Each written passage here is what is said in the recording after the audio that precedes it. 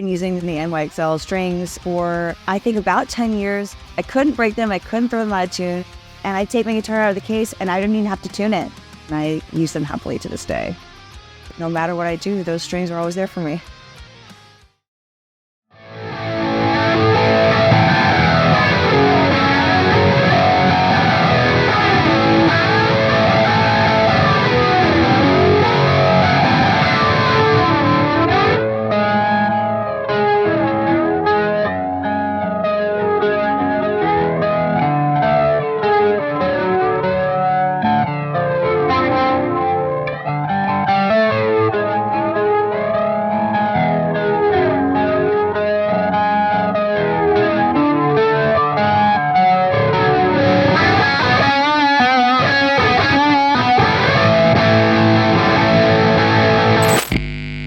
I think we should begin, not that this is the very beginning, we should just apologize to everybody in the comment section for the fact that I'm a shitty guitar player, I'm stupid, my tone sucks, and my ideas are bad. And your knees are showing. And you're a terrible interviewer, and I'm a terrible interviewee.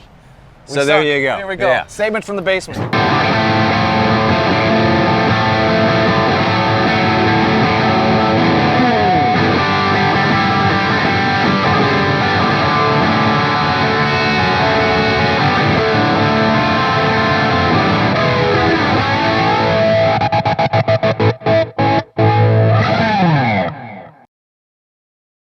Hey everyone, this is Chris Kies for Premier Guitar. I'm joined by Chris Shiflett of the Foo Fighters. Hello. Today we are outside in Cincinnati enjoying the summer heat. It's hot, man. Yeah, we're out here in center field. Put me in, coach. You know, John Fogerty. I applaud you wearing jeans today, and I apologize for my lack of You're professionalism. A California guy, though. I know, right? And it's the middle of summer, and we're in Cincinnati, so this is what you get. I like that. Sorry, Jared. Cincinnati. I'm stealing that.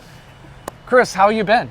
Been good. Yeah. It's been a busy year or so since I saw you last. Yeah, we last time we did this, we were hanging out at your guys' headquarters. So again, thank you for letting me and Perry come hang. Yeah.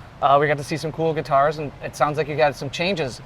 Definitely some changes since the last one. You know, we weren't in the middle of touring at that point, and so I don't think I was quite prepared. Really? I think Jason Shadrick at Premier Guitar did not quite prepare me properly for to what do I that. needed to know for my first rig rundown. So this time we're actually in the middle of a tour cycle, and I got all my tour guitars and my tech, everything. Yeah. So and I got so much stick from that last one for how out of date my pedal board was at that time that it kind of inspired me. I was already thinking about going to Dave Friedman and having him build me something different, you know, because it was a lot of tap dancing. There's a lot of scene changes and pedal moves and stuff. And so I went to him after everybody made fun of me after the last rig rundown, and I got this RJM switcher. And when I called Dave Friedman on the phone, it was almost like he knew it was coming. He said, "Oh, so you decided to finally get a big boy rig?" It's like, "Yes, sir." and that's what he did. Yeah. You know, he'll put a hammer right on the nail. Yeah, big time. So it's great. It really makes my life so much easier. With this thing, all my pedals are housed over there off stage, which we can go have a look at when we're done here. But it's great. It really is a game changer for the live show. Chris, I don't want to say you're a colleague, but we'll say you're a partnership with Premier Guitar as you're doing the Shred With Shifty podcast, video cast, however you want to call it. And as someone that I'm like the Jesse to your Walter White, and the guests that you share are like the Walter White. I'm like, science, bitches, when it comes to my guitar playing. But the way that you have a conversation with everybody, it's so fun. Even if I can't keep up on the licks and the pentatonic scales you guys show off and the different guests you've talked to. Oh man, it's such a lot of fun. Half the time I can't keep up on the licks, and that's really that's the fun of it. There is something really good for your guitar playing in having to kind of put yourself in somebody else's technique to the best of your ability, you know, and try to figure out, because I always try to figure out the solo or the song that we're focusing on. You do your homework, it seems like. You know, and then it's always, you know, there's always I always get it wrong, of course, and then what they actually do is always you know, it's just weird trying to put it in your hands. So it's not so much that I learn exactly what they're doing, but I just feel like it just makes you. I've just been playing so much guitar the last year since we started doing it. I don't know. I feel like it's been a good year for my guitar playing. Who are some of your favorite guests? Not to shun anyone or, you know, if we're forgetting you, but who jumps out to mind that you were either enjoyed their company, their conversation, or just maybe even a surprise? Like you went into it and then you walked away and you're like, wow, that was a lot more fun. Yeah, it's a good question. Alex Lifeson was really amazing. Like I had met him a few times, but had never had a conversation that long and in depth about music and guitar playing, of course, as we did on that. And I felt like that one was a perfect storm of like, you know, he's obviously a beloved legend of guitar playing, and I don't know if he'd ever done an interview quite like that. And it was amazing to hear him talk about how into the lyrics he would get to sort of base what he played. I thought that was really kind of eye-opening. But you know, there's been so many. I mean, Brad Paisley was amazing. Ace Frehley is a big one for me because he's one of my heroes. Just now I'm drawing a blank on who I even interviewed, but there's so many of them. They've been great. Now, and we're working on season 2, I should add. Yeah, anyone that you're upcoming that you want to leak out that you either have confirmed to talk to or that you would be excited to talk to? We've got a few in the can, and they're good. And should we check with Jason? Maybe he'll have to prove this. Yeah, you know, and we've got a bunch that we're trying to get. You know, my show requires it is kind of hard, like a little more effort on the part of the guests, so it's not super easy to book people, and there's like, you know, guitar playing is an endless well of people that I want to talk to. So there's a lot of folks out there that we're just trying to get, and you know, who knows who comes through. Okay, well, you know, one last question before we move on to the whole purpose while we're here to talk gear. But has any of that like information you picked up and playing tricks and tips and things you've done through the conversations and engaging with these guitar players seeped into your own playing? Like, has it shown up in Foo stuff? Like, but here we are now, or maybe, you know, Lost at Sea? Anything like where it kind of seeps into your DNA? Well, with the live show for sure, because you know, I actually interviewed Richie Sambora twice, and he played. He was playing a Charvel, and I forget, it was somebody's signature model. I'm drawing a blank whose it was, but it was like a reverse headstock Charvel with a Floyd Rose. So that kind of inspired me. I always wanted to put together one like a you know, like a Super Strat or whatever, you know, whatever you want to call it. So I did that. I got it right over here. I brought it out on tour, which is, I mean, that is like so illegal in the Foo Fighters. But I've slipped it in just a little bit, you know, without asking. Hopefully, you know, it goes okay. And then I started because I really brought it out because there's a section in our show where Dave introduces everybody, and everybody does a little something, and I've sort of worked that into like doing a little homage to some of my favorite players. Cool. Like I do a little taste of Randy Rhoads, a little bit of Eruption, and a little bit of Thunderstruck, you know, AC/DC. And so I wanted to bring that guitar with me so I could do some like tremolo bar dives and stuff. But then after getting it out here, I was like, I don't want to just throw it on for just that and then take it off. So I put it on for the song ahead of it, which we usually do Breakout. And then I started like kind of doing, I don't have it on right now, we'll get it, but I started doing some dive bombs in Breakout just to see if anybody noticed, and nobody in the band noticed. So I told Pat before the last show, I was like, watch this. Yeah, come on. and he was, I got him laughing. So good. Yeah, we'll see. That, I don't know how much more that's going to creep into it, but it's good for like, you know, trying to do a hacky version of Eruption in my little intro thing. Well, I lied. One more question. If, you know, they always say, who do you have dinner with? Some living past or present. Who would be someone that you would like to talk to that's no longer with us? Guitar player. Guitar playing? That you could have on Shred with Shifty. There's a lot, you know. Eddie Van Halen would be a big one. Randy Rhoads would probably be the biggest one. Yeah. Jimi Hendrix, you know. I mean, all the great players that passed away before they got a chance to do my podcast. On that note, tell everyone that didn't see the first one and hasn't, you know, fully immersed themselves in Chris Shiflett gear and Fender. Tell us about Cleaver. Okay, yeah, so this is the Cleaver. This is what I like to think of as the high-end version of my signature model.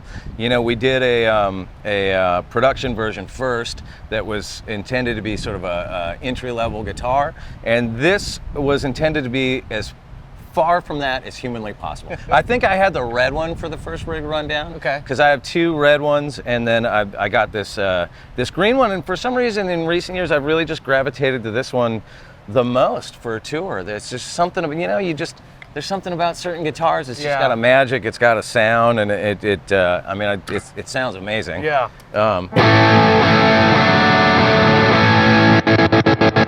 It's got those Lindy Fralin noiseless P90s, and rosewood fretboard and everything. And I don't know, I just love it. And plus it's got my little socket pin. There were a lot of comments. I went back and looked at the comments on my first rig rundown yesterday. Don't ever do that. There's a lot of mean motherfuckers on the internet.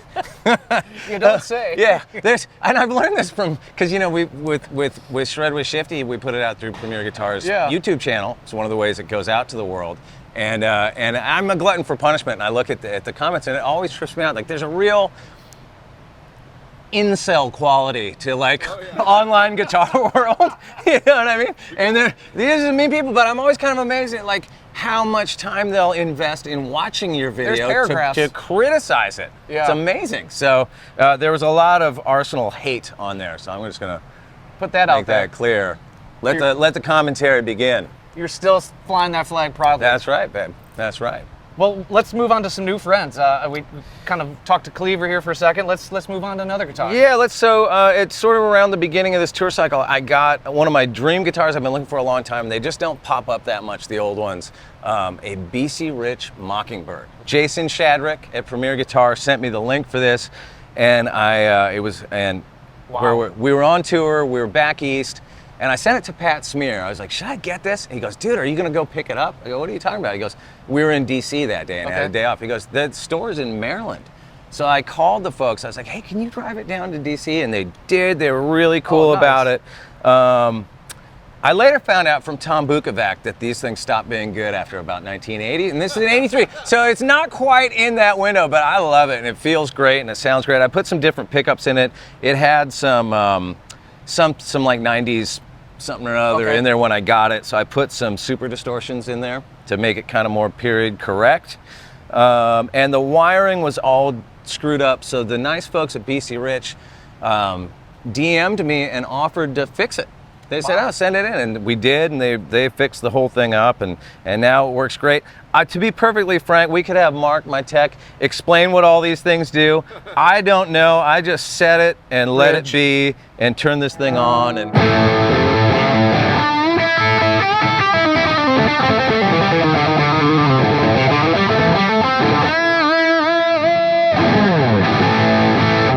I love it. Yeah. That screams. It makes me, it's like, get to fulfill my childhood Joe Perry rock and roll fantasies. And that's what cool old vintage guitars are for. Yes, man. I think last time we spoke, you were playing D'Addario 10 to 46. Is that still the case? 10s? Am I playing 10 to 46, Mark? Yep. D'Addario. Yeah, yes. You are a shitty guitar player. You don't even know what strings you play. Right? I've gone through over the years. For a long time I played 11s. When I was young, I played 9s. I tried going back to 9s at one point, and I just couldn't keep them in tune. But 10s feel like a nice kind of middle ground. Yeah, where I don't bend them all out of tune while you're trying to play power chords and stuff. Yeah. Well, cool. Let's move on to the next guitar. All righty. So this is a Partscaster. It was inspired, of course, by the 80s, by people like Eddie Van Halen and everybody that came after him. It's got a Floyd Rose on there. It's got a JB. A Zebra. I think I referred to it as an Oreo when I first got it and was lambasted for it. So that's a Zebra. It's got one volume knob. Love the headstock here. Yeah, I had to order that online. I don't know if you can see that. It's my logo. And it's a super fun guitar. It plays really good. It just kind of, the minute I had Eric at Eric's Guitars out in Van Nuys put this thing together for me, and it's been fun. I have like no tremolo skills, so I got to sit down and watch some YouTube videos on how to use a tremolo bar. But I mean, that's the cool thing about a tremolo. You can kind of, and it kind of works. You know what I mean? Like it's so I don't know. Look for it. That'll be like the next tour. I'll have all that that crazy stuff going. Yeah.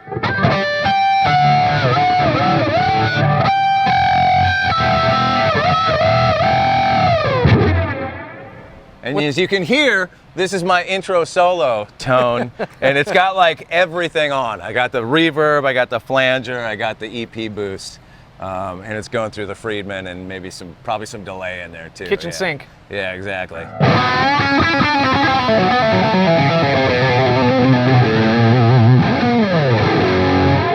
Funny, I've come to realize, because like over the years that part of the show has sort of grown into a thing, and like with guitar, I've for years tried to playing different little bits and pieces of other people's guitar solos, but when you take most guitar solos out of context, people don't know what it is. Yeah. Like even on the last tour, I think I played like a part of Stairway to Heaven. What is it? Wait, what is it? You know, whatever that opening thing from I learned the entire Stairway to Heaven solo. And it was crickets, because when you take it out of context of Stairway to Heaven, people just don't know what it is. So there's not that many, I don't think, guitar solos that like casual music listeners know what it is. No. You know what I mean? So I've sort of strung together a couple for it that I think people do. And like one's a little bit of Eruption. Okay. Like everybody knows Eruption. Even if they don't, it's flashy and it's loud. Yep. And then a little bit of Thunderstruck.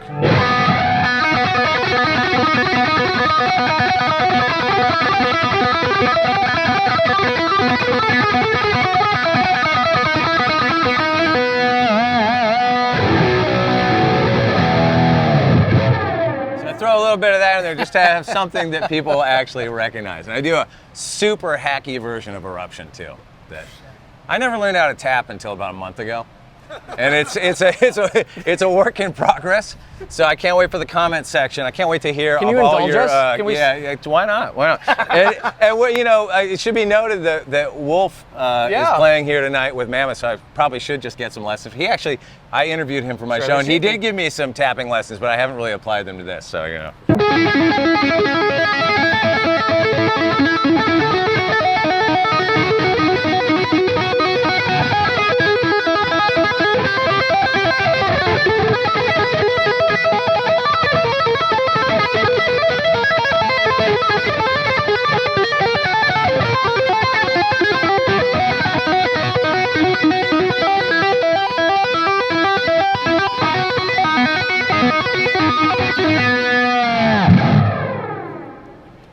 So, you know, if it's loud and you do it with some measure of confidence, it kind of works. You just got to sell it. You know, exactly.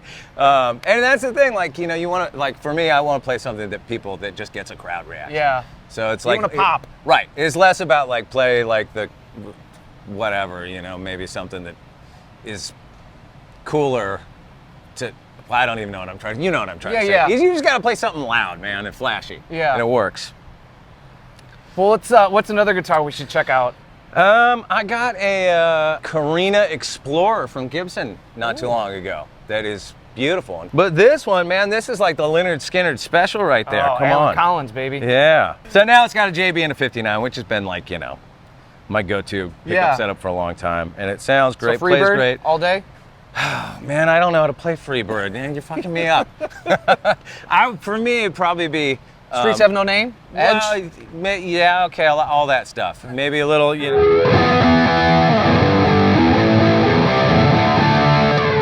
Love the Scorpions. There you go. I was thinking the guitar solo from That Smell, but that's Steve Gaines. So it would be inappropriate to play on this guitar right now. Yeah.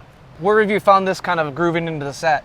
I've been playing this a lot. I was playing it right off the bat for a while in the opening section, and then I switched it up and started playing the BC Rich there, and then moved this into a little deeper into it, and then I actually just started playing my White Les Paul not too long ago in standard tuning again, and have been working that in. So it gets shuffled around, but it works on anything, you know? I mean, this is like exactly the kind of guitar you want to play in the Foo Fighters. Yeah. You need that big humbucker sound, and you know. And you said in the last rig rundown, because again to the internet, but it's you said that is the shape. This the Explorer is kind of the best fitting, most comfortable, natural balancing instrument you've played. Absolutely, yeah. It's very comfy.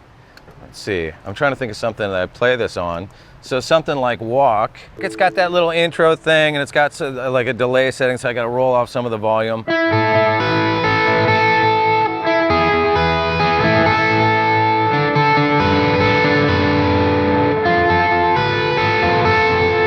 There's all that business.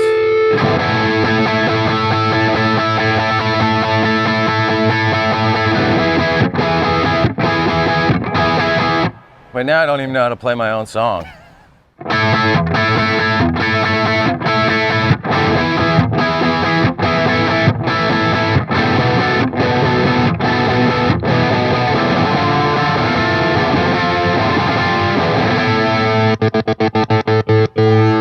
There it is. Even down.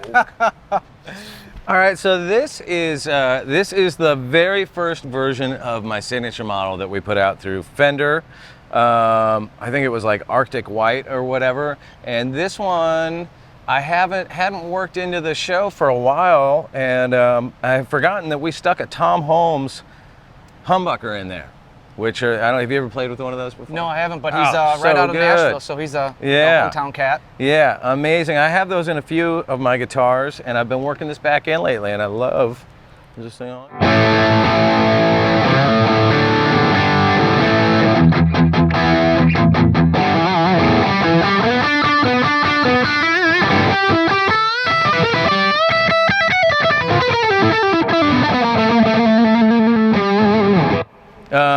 I love the way this thing sounds, and it's a great, light, nice guitar when you're playing those long sets. Yeah. And we've over the years, we've sanded off a lot of the finish and changed. I think we changed out the pots on this or something. But yeah, this is the one that started my whole.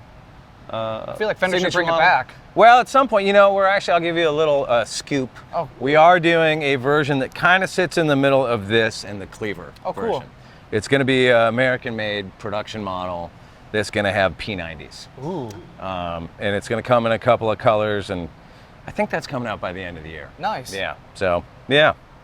So I don't know if this is coming back anytime soon, but it's coming back every night on tour. Will it still have the rosewood fretboard or different? Yeah. Okay. Yeah. So just P90s and a little P90s, more. yeah. What strings are you running? These are D'Addario NYXLs. And the D'Addario NYXL. But they're D'Addario strings, and I've been using those since forever, and I love them. D'Addario. D'Addario strings as well. D'Addarios. Right. D'Addario. I've been using D'Addario. I'm a fan of D'Addario. Started using these D'Addarios. I like the D'Addario NYXLs. These are D'Addario, and I got the NYXLs on here.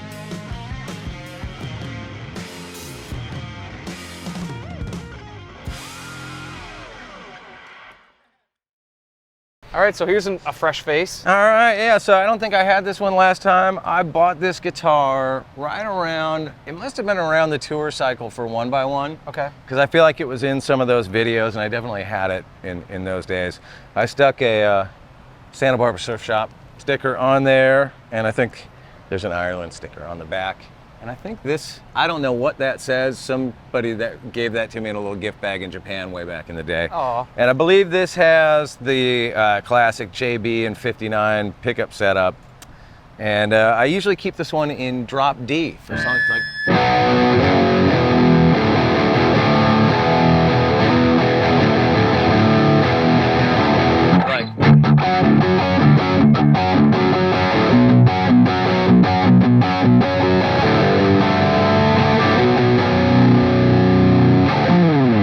for songs like that. There's not as much drop D in the Foo set these days, but Is it pretty much mainly standard then? it's mainly standard, yeah. But yeah, this guitar, I'm proud to say, it's relicked by me. It was brand new when I got it, and now it's got some wear and tear after all these years. And this one's kind of slipped in and out of my touring rig. See a little foam in there? Yeah, a little foam. Try to get a handle on the feedback, but yeah, I love this guitar. It's a great guitar. Just one of those ones, like it's nothing special. I just ordered it from Gibson way back in the day, and it came and it works great and feels great and love it. All right, so this is my most vintage guitar. It's a 1957 Les Paul. Started its life as a Goldtop. I would love to know if anybody out there at one time owned this and can DM me to explain who took the gold paint off and why. Yeah. But I mean, I think it made it really cool. I love that you can see all the different pieces of wood. And it's got the original pickup, so it sounds fantastic. And you can tell this thing's seen a lot of wear and tear over the years. Yeah.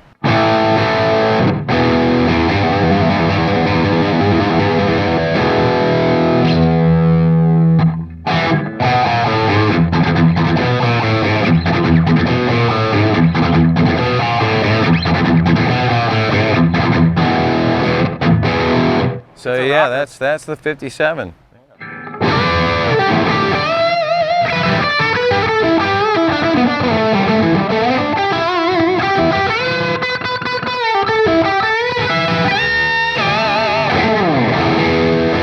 I love how it has, Love it. Obviously you have the firepower to kind of juice those pickups, but Yeah.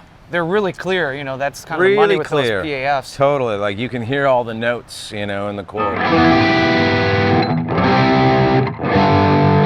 It really sings. It's just a beautiful one. I remember when I got it, I thought I would just leave it at home and only bring it out when we made records. And, and I'm glad that Pat convinced me to not do that. Yeah. It seems like you're enjoying your time with it on stage. No, it's great. And we had, anyone's familiar with the last one, you kind of had the same amp setup? Same amp setup, although I guess maybe the key difference, I don't remember if I was doing it at that point. I do have like a Strymon Deco on like pretty much all the time. Okay. On both of them. But yeah, I've got the Friedman BE100 that I keep at 50 watts. And then these are, of course, Vox AC30s with 2 412s. You and Paul McCartney only got 412s? That's right. That's right. Who knows? That was a few years ago. And I like it. It's still got, oh, I don't think we have that one out. One of these had like a laser burn in it, which I always thought was so cool. Yeah. Yeah. Little burning birthmark. lasers on stage. I can tell you, I don't know if Dave Friedman wants me talking about this, but there might be a Chris Shiflett signature Dave Friedman amp in the works. Yeah. It's very early days, but we've been talking about it. I'm guessing it would jump off the HBE here, the brown egg. It would jump off like this platform. I can't talk about it, man. I'm sorry. It's a scoop. I'm here digging deep. What can we know about your pedal board that Dave helped assemble? Yeah, so I don't know if you remember what the last one was like, but I had all my pedals out and I had a switcher thing. You were tap dancing. Yeah, it was a lot of tap dancing, and there's a lot of songs in our set where you do some kind of abrupt tone changes and stuff. So this thing's great. It's RGM switcher. All the pedals are over there, housed in some offstage shelf We'll get some thing. B-roll of those. But I have access to all of them, and it's really cool because you can set your I have it set like where you have your scenes or whatever with a bunch of different presets for every song. Yeah. You know? And which, you know, in our band usually breaks down to like, you know, the verse, chorus, solo, bridge, whatever, you know. But then if you want to switch things up and switch amps, you can do that real easy. If you want to add your pedals, you can do that real easy. It's all really kind of nice. Like this is my main sound for Sky's the Neighborhood, which is just the Friedman with a slap. You know, you can hear. So it's like.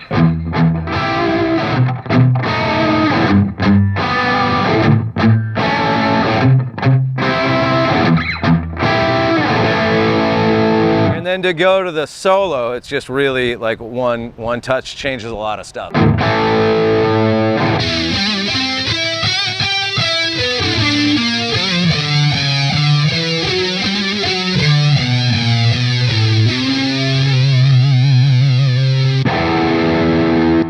Yeah, the It's muffin, fun. a flange.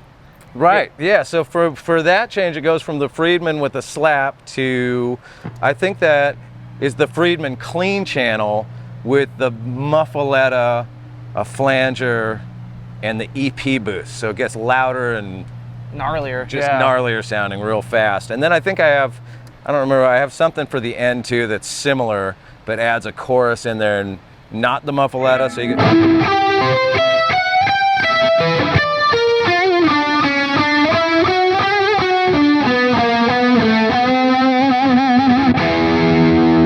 So it's fun because in the old days that would have like had me going like and then trying to land that on the one. Yeah, you know what I mean? right? And now I can just real easy switch things up. Our Landry is another one like that. It starts out with the octave pog thing on.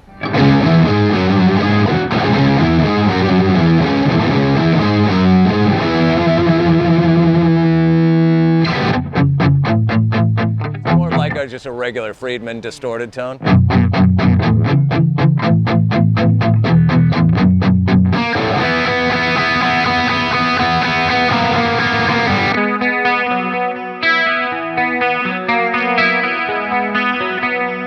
Which I think of as like, you know, the Bryan Adams tone. Yeah. You know? That kind of like super 80s, like maybe that's a little like Def Leppard Photograph inspired, you know? which goes to like what That does that go pog, to the clean channel with the reverb and the chorus, you know, and maybe a little delay.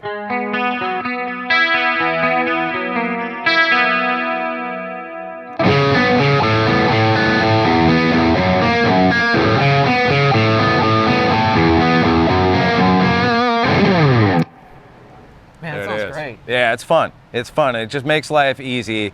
And it took a little getting used to, you know, as it is anytime you kind of change, you got to get that muscle memory going. Yeah. So it took the first little part of this last touring cycle, but now it's just, you know, it's just very comfortable. How long did it take you? Because obviously you guys changed set lists. It's, I assume, you know, nightly, if not, you rotate through a bunch of them.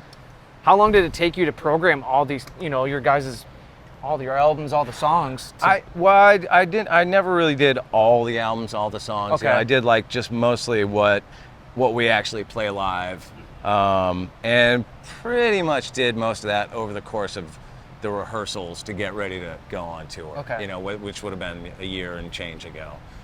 So it was mostly together, and then as we add songs into the set, I'll just get together with Mark. Someday we got it now down to like I'll just text him like, you know, hit this for the verse, hit this for the chorus, hit this for the bridge, and he's a ripping guitar player and knows how to work this stuff far better than I do. So, and then we kind of fine tune it from there. I'm sure it's a little more liberating too, having to not be so, not babysitting the sounds, but you know, having kind of be relegated to being near the pedal board. Yeah, no, it was the weirdest part for me was not actually having the pedal in front of you. Yeah. To be able to reach down and move stuff, because that's all I ever what we do. knew, you know.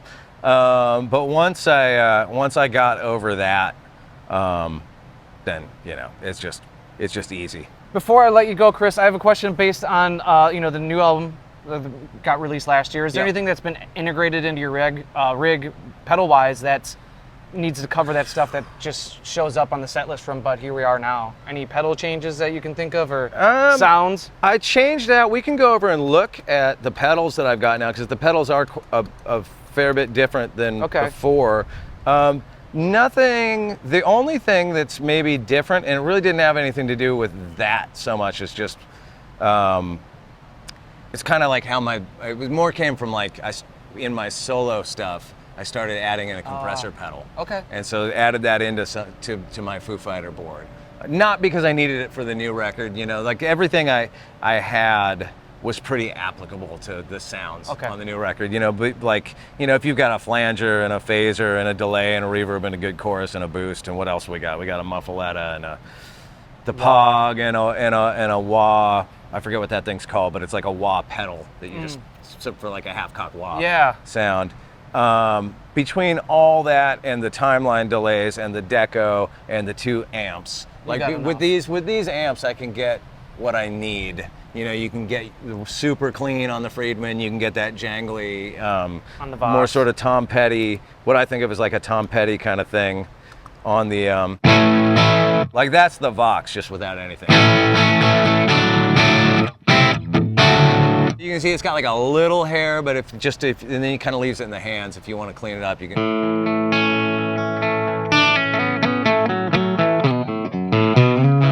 You know, that sort of thing. For the new record, like a song like Rescue, this is something where I added in the compressor pedal on top of the Vox, just because it takes that like foundation of just a little bit of hair and grits it up just a little bit and kind of tightens it all up, you know. So for like the opening of Rescued.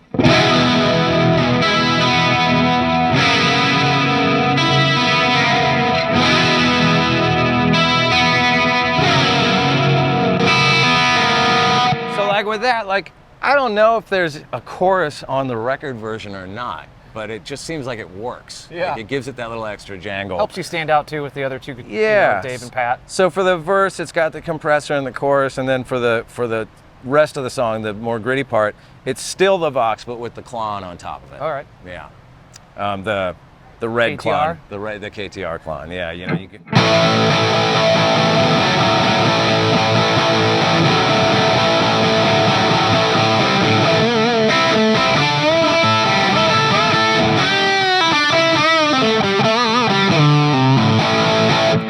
Which I love that KTR clone. Yeah, it really wakes up that Vox. Yeah, yeah. Should we look at some of the pedals? You want to go look at what's in there? So this is all the stuff that Dave Friedman built here. I don't know how any of this works, and I don't know how any of this works, but these two drawers, I think I got a handle on. So here are some of the pedals. So I think this one, the flanger's the same.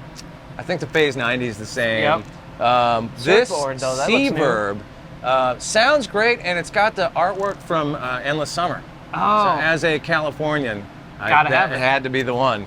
That's what I'm using for all my reverb sounds on there. Here's that KTR, I think was on there before. Yep.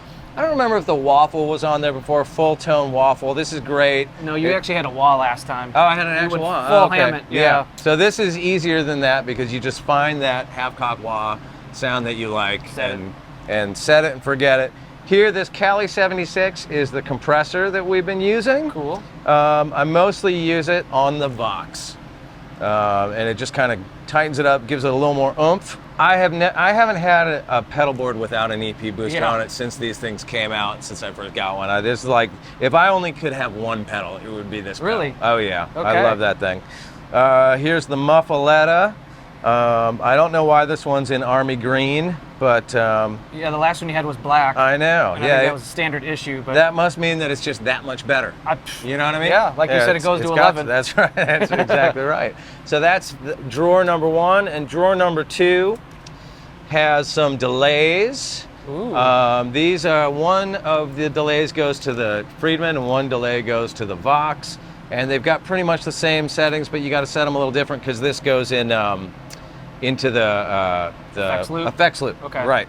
And then there's also a deco for each amp because I like having that tape, dirty tape sound slightly offset on both of them. So that's pretty much running the whole time on everything. Yeah. A little sweetener. Yeah, a little sweetener to give you that, just a little Mick Ronson something. Yeah. Little Mick Ronson sauce. And then the Pog is that was there before. I don't remember if this chorus was there before, but this is one of those Boss, just the classic Boss chorus, but it's a Waza Craft, so something better about that. I don't know. Yeah, it's just a little bit better than the other one that I had growing up. I think it's just a little bit more expensive. That's right. That's right. And as we know, expensive means better, man. Yeah, right, man? Right, yeah. Well, thanks for taking us over to the pedal area. I know people on the internet will want to see those, and so glad that we can actually document for them. Yeah. They can, spit hot fire at you based on your choices. I cannot wait for the commentary. Bring it on. Bring it on. It's helpful. I'm telling you the truth. That actually inspired me to build this whole thing. There you I go. was like, oh my God, I'm totally out of date. Fuel to the fire. Yeah, you know what I mean? Yeah. Well, Chris, I really do appreciate it. I've been doing this for over 15 years, and I'd say you're one of my favorite non-rock stars. You're just the coolest dude. I can't thank you enough. And I love what you're doing with the Shred with Shifty, man. Check out his podcast. Yeah. Screw around with the Season rundown when you 2. got time, but season 2. Coming soon. I guarantee you're going to like the first episode. I promise you. All right, guys, next time.